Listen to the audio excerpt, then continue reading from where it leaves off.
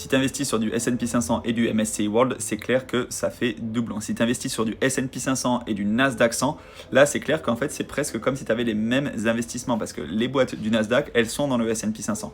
Après, là tu en auras moins et ce sera quand même fortement pondéré aux boîtes de la tech. C'est-à-dire qu'il y a plus de 50% des boîtes qui sont des boîtes de la tech, alors que dans le S&P 500, ça représente un peu moins, je crois, en termes de proportion, si je ne dis pas de bêtises.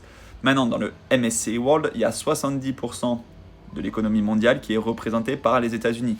En tout cas, pour l'instant, au vu des capitalisations des entreprises, c'est comme ça. Il y a 3% par la France, 3% par le Japon, etc. Après, tu es un peu plus diversifié.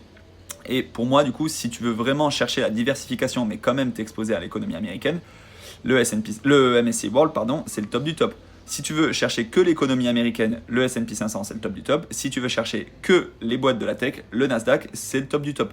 Maintenant, oui, si tu investis sur plusieurs ETF, ça fait doublon, mais c'est pas une raison pour laquelle il ne faut pas le faire. Moi, j'ai des ETF du S&P 500, j'ai des ETF du MSCI World dans le même portefeuille et c'est OK. Et même, j'ai des ETF, par exemple, l'ETF du MSCI World, je peux avoir celui de iShares, je peux avoir celui de Amundi.